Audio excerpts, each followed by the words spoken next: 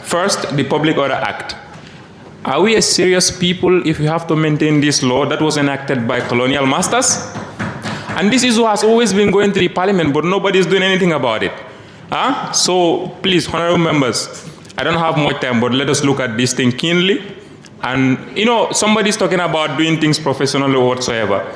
If you want people to do it professionally, you need to create the enabling environment for them. If you don't give them this space, you will force them to do how they want to do it.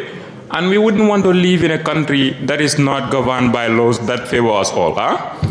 There are indications of coming up with amendment of Public Order Act.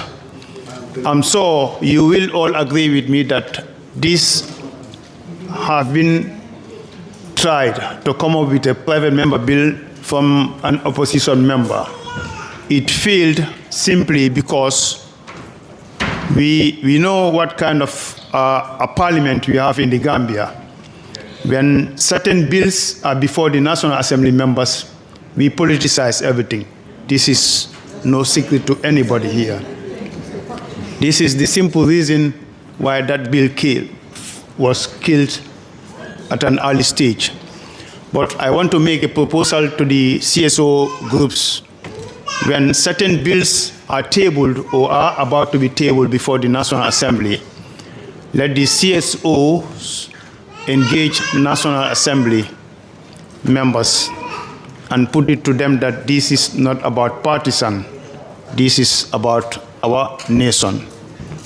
I believe when such engagements are done, we may see certain changes when it comes to certain bad laws in our country. As people's representatives, I think as NAMs, we should listen to the concerns and plight of our people. And what I have just learned from Mr. Gay through their findings is that the issue of Public Order Act. We all know this Public Order Act was introduced by our colonial masters in order to, of course, prevent or to stifle dissent during colonial days, to prevent our independent fighters to engage into certain activities in order to demand independence from them. I believe this law is archaic, is out of fashion, and this world is moving.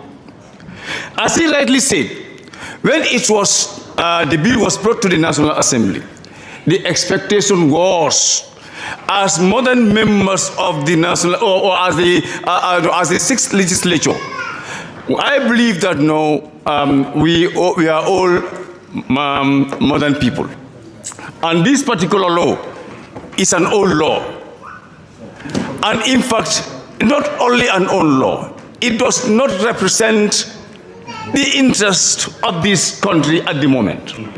So the expectation was this was going to be debated on, and at the end of the day, we of course change it completely, so that now we can also see ourselves in among the civilized nations.